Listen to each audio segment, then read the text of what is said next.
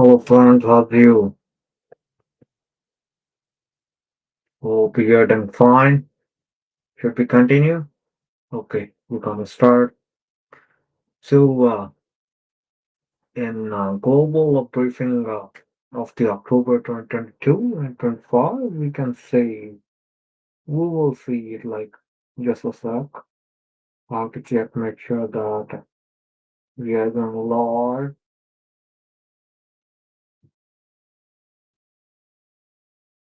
How are you guys? Support me, guys, support me, and debate me on anything.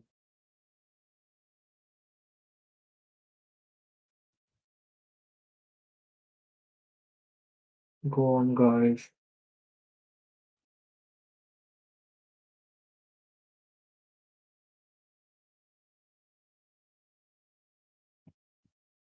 Okay, so we're gonna start.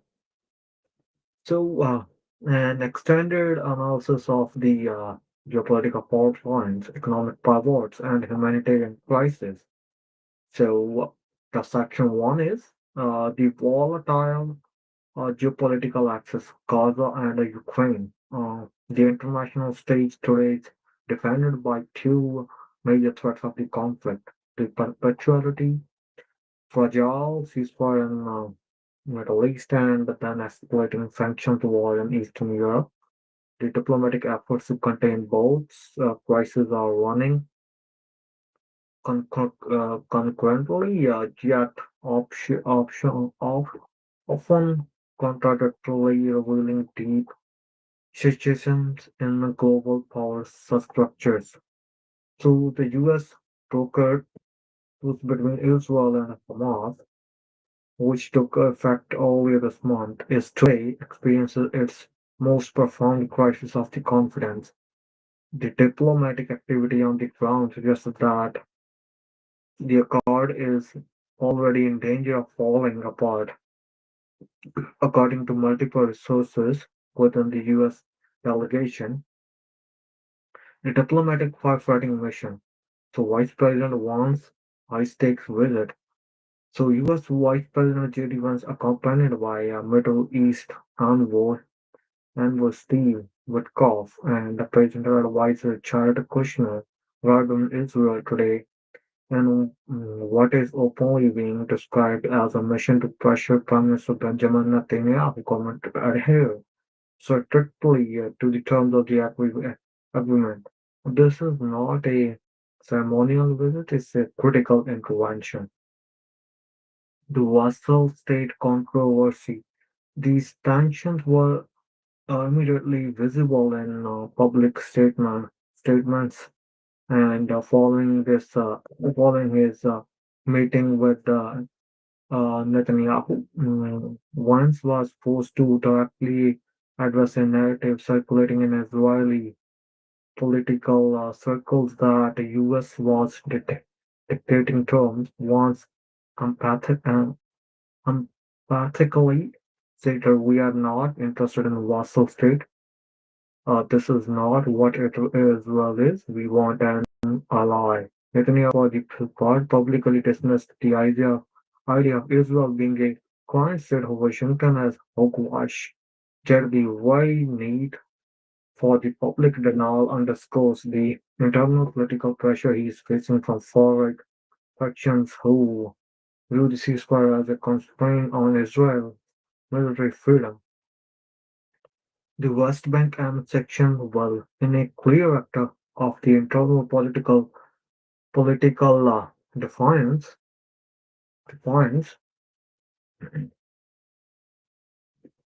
defiance designed to embrace Netanyahu during Vance's visit. Hardline members of the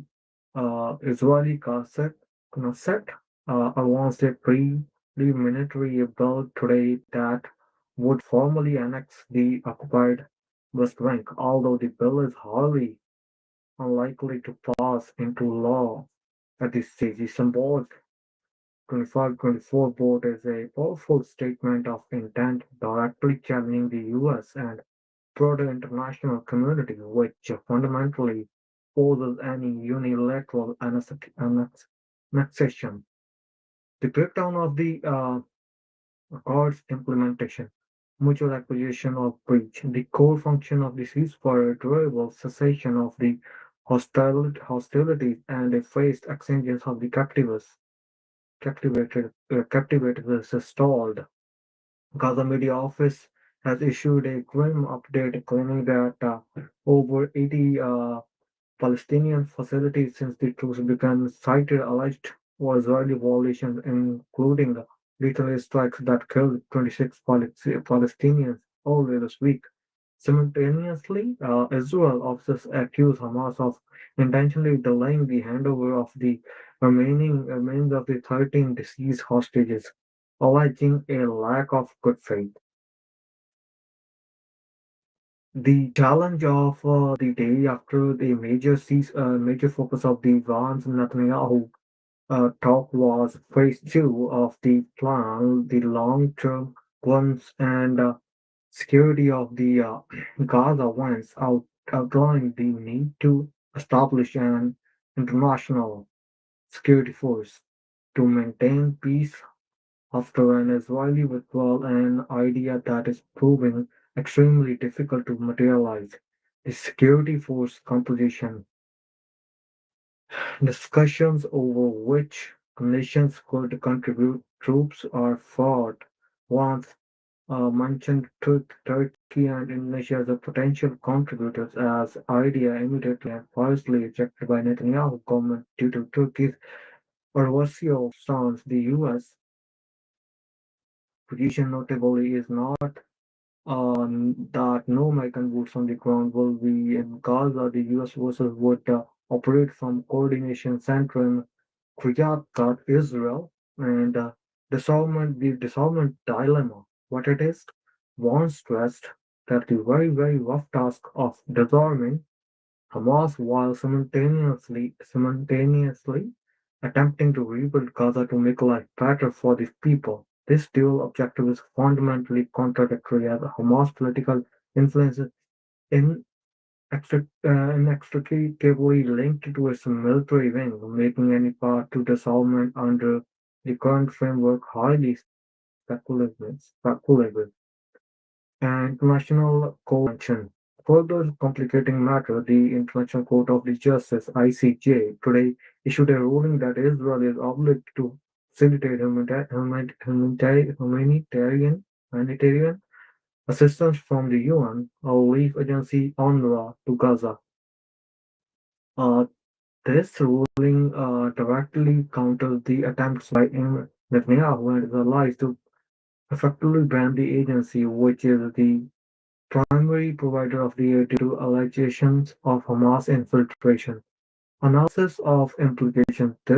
The current situation suggests that the ceasefire is less a secure peace and a more temporary lid on the boiling tensions. The domestic political vulnerabilities of the Netanyahu, coupled with the maximalist demands of the Hamas and the structural complexities of the post-war governance. Meanwhile, the region remains perilously close to the full-scale return to the war. The US is now acting as a cohesive mediator, struggling to manage its closest ally's security concerns while preventing a total collapse of its signature diplomatic effort. Okay, the second one is the Russia-Ukraine war, and this was said, guys. Get who's watching me? Is anybody passing me right now or no?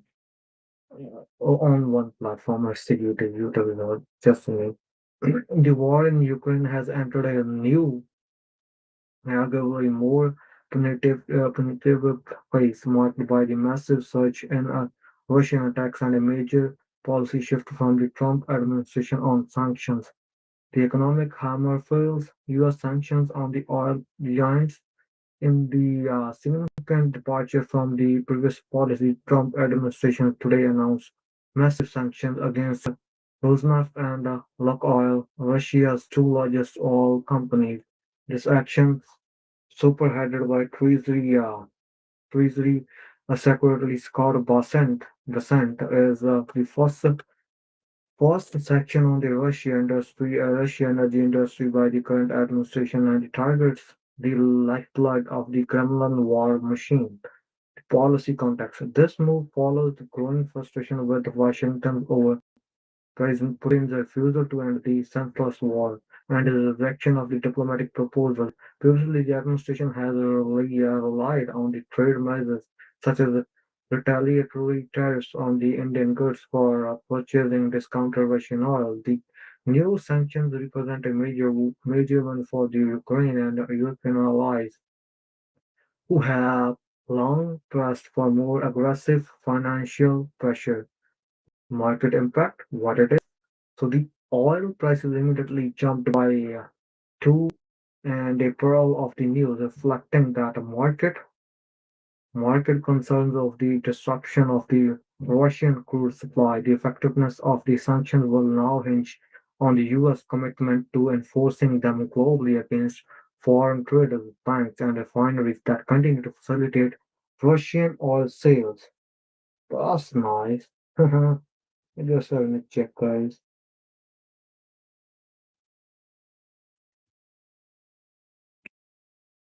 So this is happening right now. So this is happening right now. So we'll see. The U.S. move comes ahead of an expected announcement from the European Union to introduce a ban on imports of the Russia liquefied natural gas, LNG, and blacklist ships in the Russia shadow fleet of the oil tankers used to circumvent sanctions. This coordination signs a renewed unified economic front against Moscow. The dual-track diplomacy and military reality. The Russian vigilance strikes the sanctions announcement coincided with the brutal wave of the Russian missile and drone attacks across 10 regions of the Ukraine.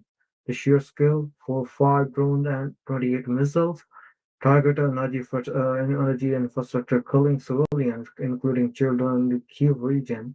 The Ukrainian energy minister reported that Russia is methodically targeting not just the facilities but also the repair teams attempting to restore power and heat as a winter approaches. The collapse of the summit. President Trump officially cancelled his planned summit with the President Putin in the Budapest, acknowledging that the recent round of the diplomacy did not go anywhere. The breakdown confirms that Russia maximalist demands, including full control over the occupied territory and a say in Ukrainian sovereignty, remains non-negotiable. The Zelensky compromise and shift. Ukrainian President uh, Volodymyr Zelensky today made a notable public shift, voicing support for the U.S. proposal to freeze the war along the current front lines, calling it a good compromise.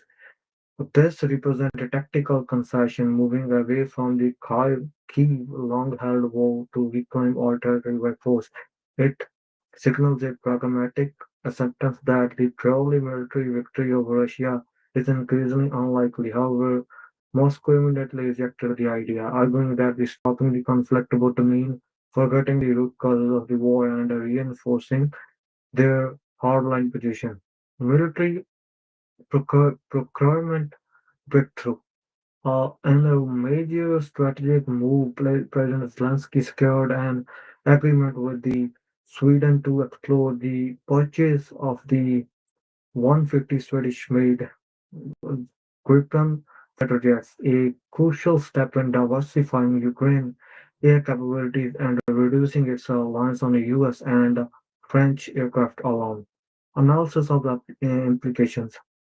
The conflict is brutal. Total. The new sanctions apply massive financial pain but are unlikely to immediately halt Russia ground offensive or missile campaign.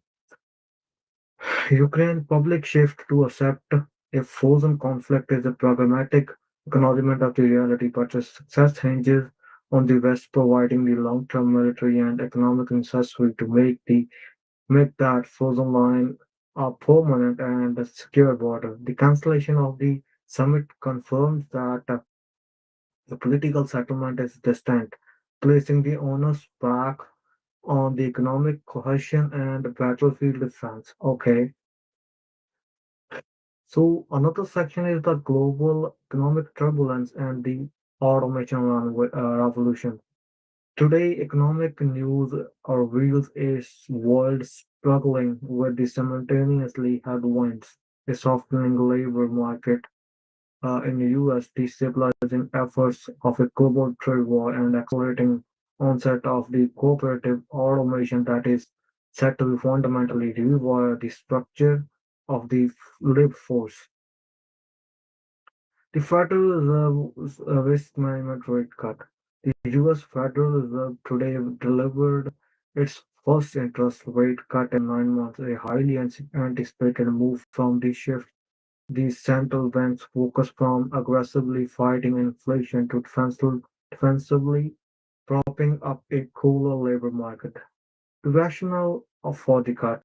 The Fed's move to reduce the target interest rate was characterized by Chairman Jerome Powell as a risk management cut. This decision was driven by cluster cluster increasingly concerning labor market indicators, rise in long-term unemployment. The number of the long-term unemployment individuals out of work for 20 weeks or more has climbed significantly, signaling that deeper structural problems are forming in job market, the hallmark of an economy sliding towards recessionary pressures, despite initial claims. Letting indicators such as claims for unemployment insurance have jumped to levels not seen in months, suggesting that layoffs are becoming more common and widespread.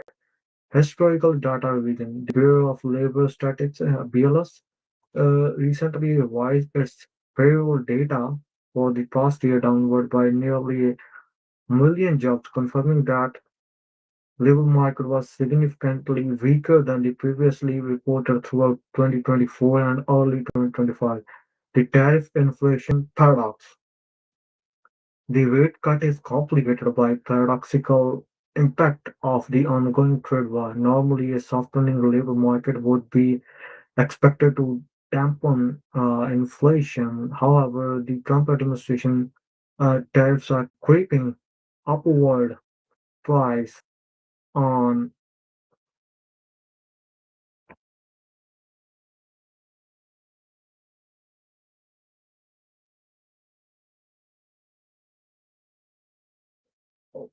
what it is.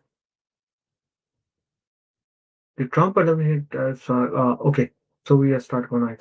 The rate cut is complicated by paradoxical impact of the ongoing trade war. Normally, a softening labor market would be expected to dampen inflation. However, the Trump administration tariffs are creating upward price pressure on the imported goods, hitting consumer directly. Economists report that the business are passing on the cost of the tariffs consumers consumers, especially on the tariff-sensitive goods like electronics and clothing. This creates a difficult balancing act for the Fed. It must cut rates to prevent a recession, but it takes reigniting tariff-driven inflation by stimulating demand too aggressively. Huh. Okay, so the another one is global spillover. The Bank of Canada Financial Stability Report echoed those concerned, warning that a severe, long-lasting global trade war could push many households into financial difficulty due to layoffs, leading to significant credit losses for the banks and a possible liquidity crisis. The rate cuts by the rate cuts by major central banks are providing temporary relief on debt services, but fundamental risks posed by the trade war was remain acute. The cooperation automation shockwave. While central banks attempt to manage the current cycle, a far more destructive long-term trend is accelerating across the cooperative sector. The rapid replacement of the human labor with the advanced AI and robotics. Amazon half million job plan. Internal documents for Amazon released today detail that a prolonged that a what it is that a just give me a sec, guys.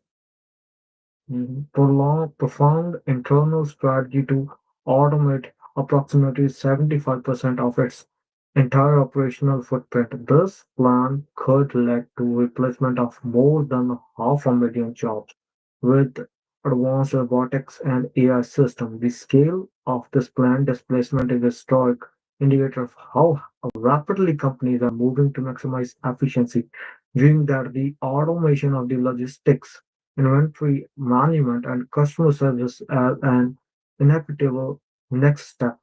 Meta AI reorganization.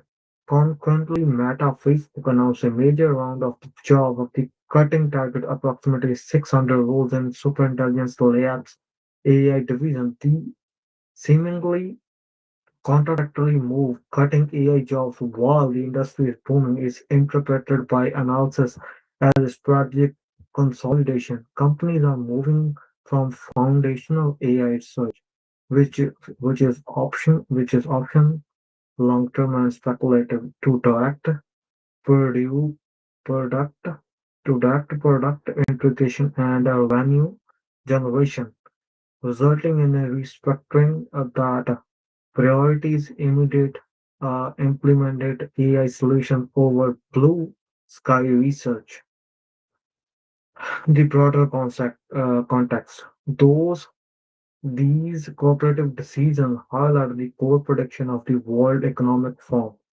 Latest publications that chief people officers are now focused on building tech-enabled workforces that prioritize AI and HR and the CA design. The shift is already playing out across various industries where technology is either replacing workers outright, requiring a fundamental, often brutal reskilling effort, suggested by the Fed's focus on structural employment. This is bad. So the effect of another one is another one is the effect of the US-led global war continue to inflict deep localized damage on key industries and nations. The Canadian steel crisis in Sault Ste. Ontario, the heart of the Canada steel industry. The 50% US tariff on steel has brought the local economy on its knees. Algoma Steel, the city's largest employer, is preparing a significant job losses despite receiving a 500 million government aid program from the federal and provincial governments. Local officials are describing the community as a swimming in a shark-infested waters where the government alone is mere live vest against a potentially fatal blow to regional economy. The tariffs are not only threatening current jobs but also accelerating Algoma's difficult, costly transition from coal-based to the electrical-based steel making, a shift that is inherently less labor-intensive. China's new trading supremacy in clear consequence of the US tariffs brought reports that China has officially overtaken the United States as Germany's largest trading partner. Economists have credited that the Trump administration tariffs were disrupting US-Germany trade flows, prompting Berlin to deepen its economic reliance on Beijing. This shift demonstrates how unilateral trade policies can inadvertently drive strategic allies into economic orbit of the geographical rivals. So the third one is Japan economic agenda. So newly confirmed Japanese Prime Minister Takaichi, a social conservative, will immediately be judged on her ability to navigate those global trade currents and manage Japan's domestic economic stagnation, which remains a long-term challenge beneath the geopolitical headlines. So, analysis of this implication, the global economy is a pivotal inflection point. The Fed is attempting to smooth out a cyclical slowdown, but it is doing so against the backdrop of the structural revolution driven by the automation and geopolitical revolution driven by the trade tariffs. The combined effect is a severe squeeze on the working and middle class, where job insecurity is rising even as official unemployment rate remains relatively low. Companies are making massive capital investments in AI, suggesting that the current wave of the technological unemployment is merely the beginning of the years-long structuring of the entire global employment landscape. So the third section is humanitarian climate nexus, a crisis of funding and production. The most tragic narrative of this day comes from the reports detailing that deepening humanitarian crisis, the intersection of the conflict and climate change is being exacerbated by a massive catastrophic withdrawal of the international aid funding. Okay, so what it is the catastrophic class of this aid funding is? Today, the International Rescue Committee released a pivotal new policy brief navigating the climate crisis is a new era of the painting, a bleak picture of the global humanitarian sector.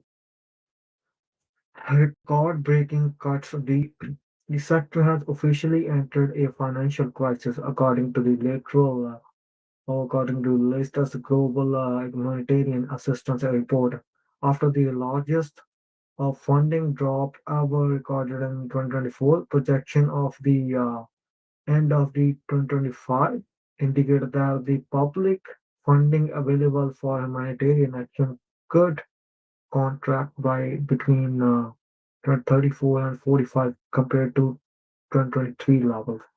The concentration of the need. The IRC report that the highlights of the devastating imbalance in resource and allocation, a cohort of 17 conflict-affected climate-vulnerable countries, which collectively house only 11% of the world's population, now account for 70% of the world's total humanitarian needs, 70% of all people facing crisis levels of food insecurity.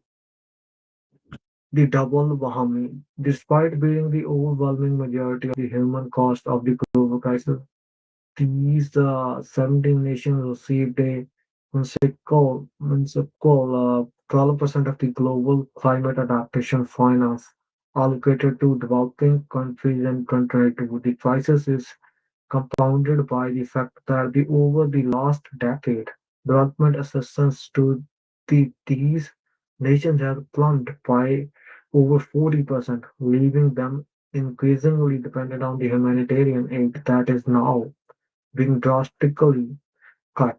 Countries like Afghanistan and Yemen face potential loss exceeding 10% of their gross national income. Targeting funding avoids the risk. The report notes that the climate finance is overwhelmingly favoring stable, low-risk environments. Only 2% of the global adaptation finance comes from the private sources. Virtually none of the regions and conflict zones, leaving the most vulnerable population in a financial desert. The climate security imperative and anticipatory solution. The reports from the IRC and IFRC, International Federation of the Red Cross and Red Crescent societies, are a unified call for the fundamental strategic shift in how the world addresses the climate security nexus. The rising cost of the inaction. The IRC are making a powerful economic argument that the cost of the inaction is exponentially higher than the cost of the prevention. Evidence suggests that the every 1% spent on early risk reductions saves up to $15 in post-disaster recovery. The push for the anticipatory action, the central strategic solution is anticipatory action, which involves using climate forecasters and the early warning system to pre-position the trigger sport before a shock fully materialized. Even example of this success in drought-affected Afghanistan, the IRC used long-range weather forecast to deliver cost support to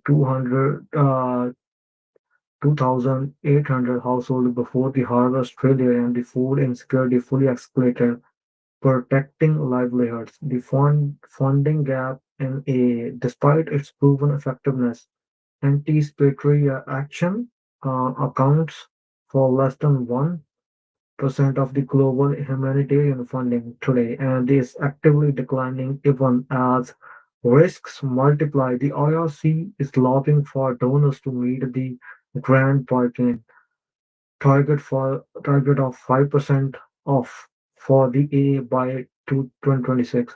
The health crisis of the heat. The IFRC pre-COP messaging focus heavily on the health dimension, noting that the extreme heat kills almost half a million each year, yet only 0.5% multilateral climate adaptation finance is dedicated to health problems. The IFRC is scaling up legal action such as Heat Action Day, which sees volunteers in places like Bangladesh distributing water and advice to the outdoor workers. And third is it's part three is the global protection crisis and its victims. Beyond financial scarcity, the humanitarian sector is struggling against the rising tide of the protection risk. The threats to the safety, dignity and the rights of the civilian. The scale of the protection risk. The latest global protection update estimates that 395 million people across 23 countries are currently exposed to severe protection risks, including direct attacks on civilians, abductions, gender-based violence, and deliberate denial of essential services.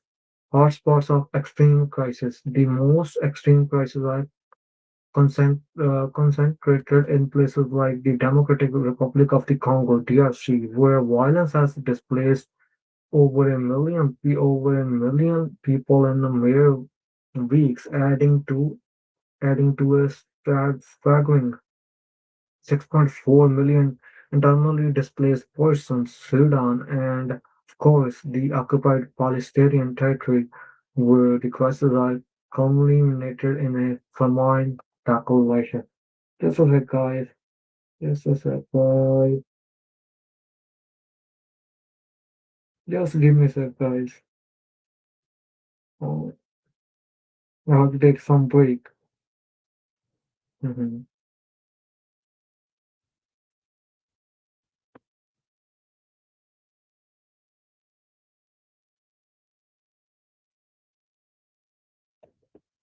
Okay, guys. Okay, we are going again. Okay, where it is. Yeah,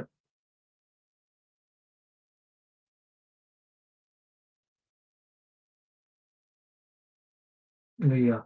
So the aid worker casualty, the danger of delivering aid was reached an unprecedented peak in Gaza Strip.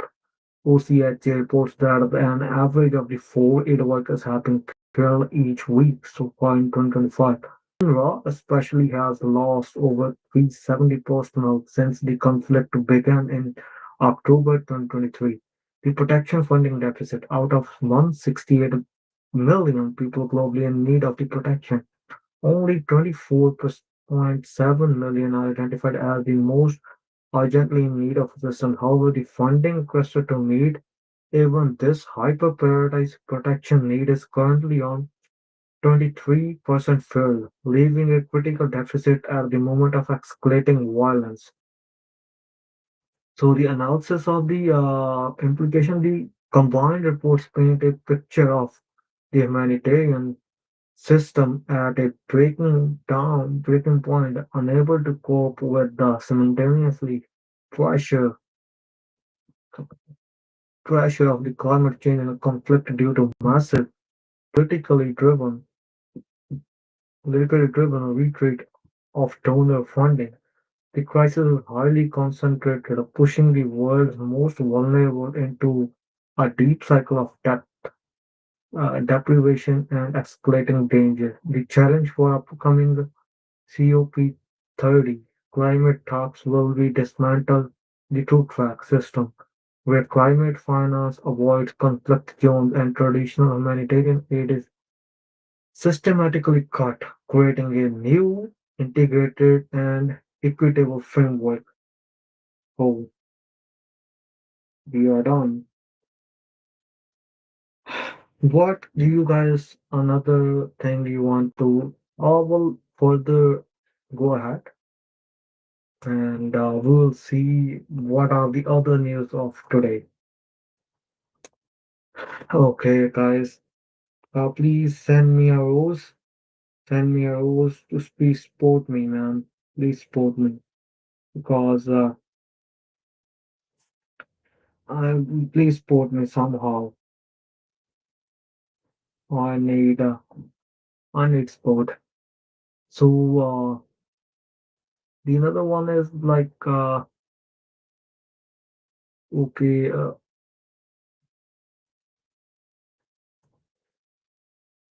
mm,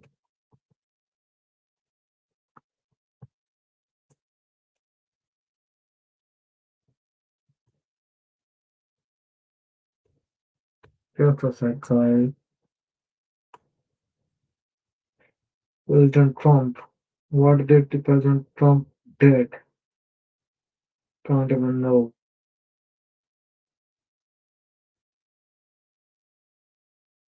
Mhm.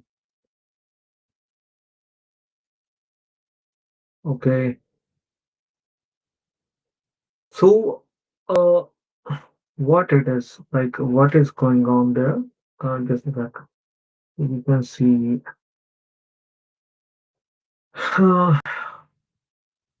mm, long-term strategy. Okay. Geopolitical shifts, escalation, and strategy and precedent. The Ukraine war, long-term sanction impact and the policy. The sanction imposed today by US on Russia to largest oil companies, Rosneft and Lukoil, represent a significant long-term commitment to economic warfare that extends beyond the immediate goal of the ceasefire. The financial dislocation by imposing full blocking sanctions, the US effectively severs these terms and all subsidiaries by own 50% or more from the American banking system and US dollar transaction. This is a dramatic escalation from the previous more targeted sanctions. Secondary sanctions, the long-term damage comes from the threat of these country sanctions on foreign financial institutions. Any global trader, bank, or refiner dealing with the significantly with the nafta or the local oil now risks losing access to U.S. market, forcing a massive, irrespectable pullback from the Russian oil dealing. This structurally degrades Russia's ability to generate its primary source of the war revenue for years to come, regardless. of the immediate oil price reaction, a shift in U.S. doctrine. This marks a major pivot by Trump administration abandoning its previous reliance on trade measures like the India tariffs for the direct financial assault. It signals a definitive end to diplomatic patience, making the goal of the negotiated settlement conti- contingent on controversial economic and trust change in its maximalist demands.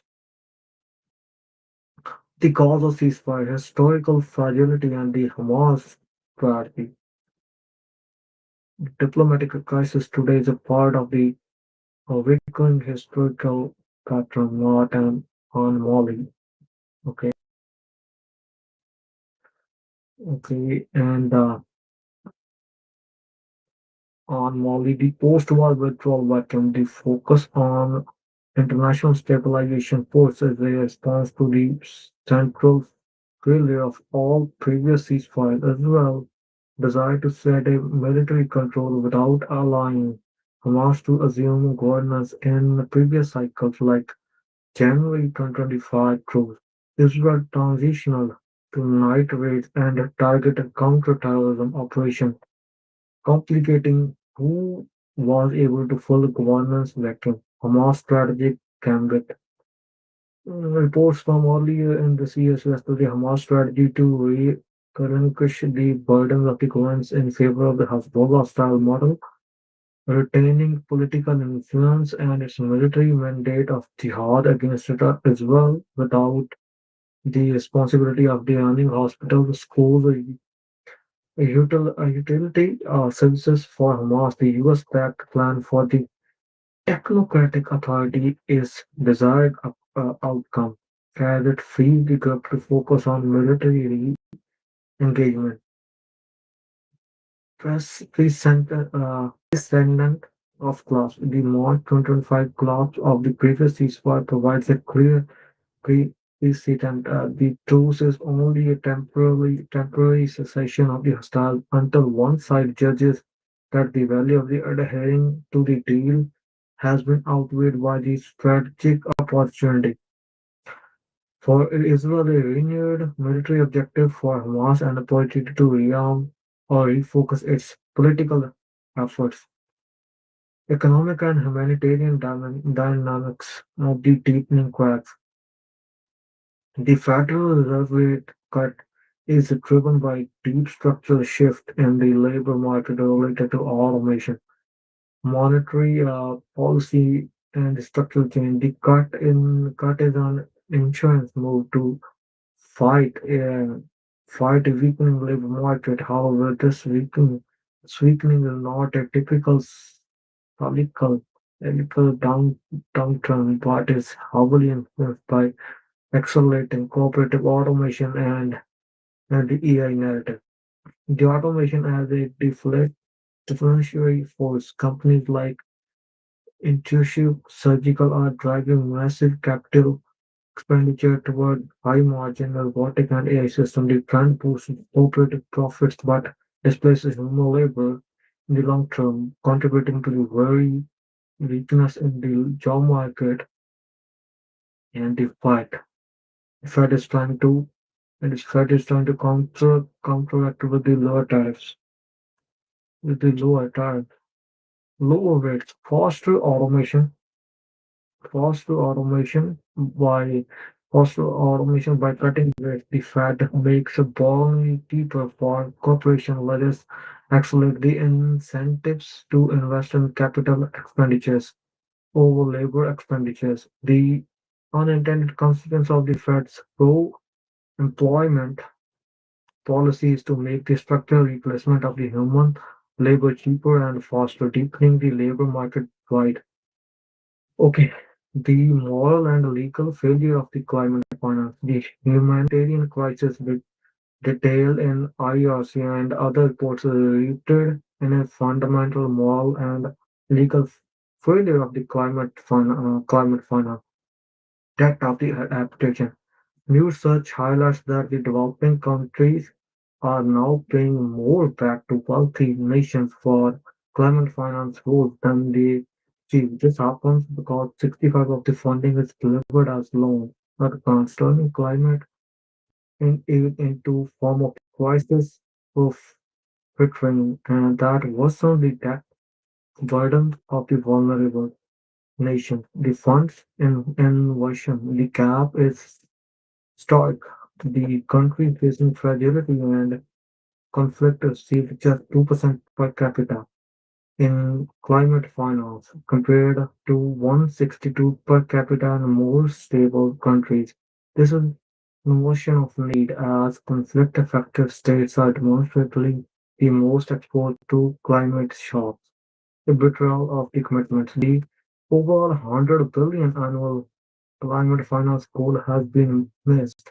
The new targets verbally insufficient. The deep cuts to official development assistance in 2024-2025 mean the climate finance is often being diverted from the core development program, leading to systematic underfunding of the entire humanitarian development peace nexus. Okay, guys, so this is that. Thank you. I don't get any news from you guys. Don't know why you guys don't want to support me.